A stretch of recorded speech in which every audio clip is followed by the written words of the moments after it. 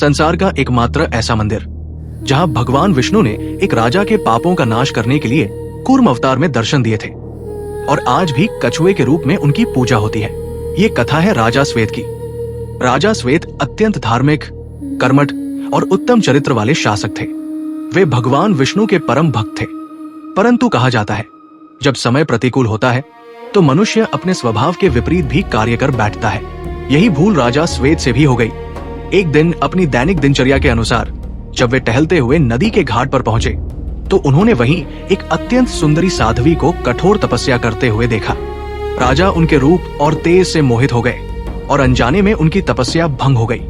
तपस्या भंग होते ही साध्वी क्रोधित हो उठी और उन्होंने राजा श्वेत को श्राप दे दिया, तेरा शरीर कोढ़ से भर जाएगा और तू भयंकर चर्म रोग से पीड़ित रहेगा।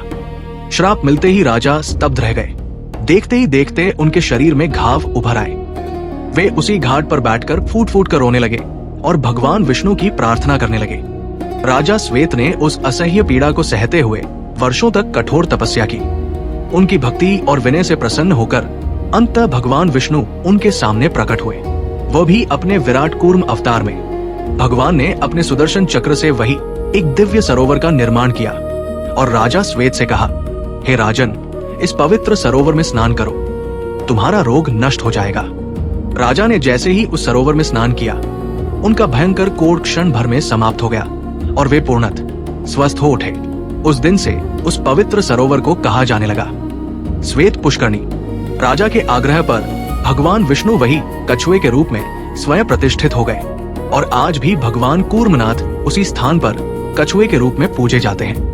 ये अद्भुत मंदिर आंध्र प्रदेश के श्री काकुलम में स्थित है। इसकी सबसे बड़ी जीवित प्रामाणिकता यह है कि मंदिर प्रांगण में आज भी अनगिनत जीवित कछुए स्वतंत्र रूप से विचरते दिखाई देते हैं। भगवान विष्णु के इस अनोखे अवतार के लिए कमेंट में अवश्य लिखें, जय कूर्मनाथ।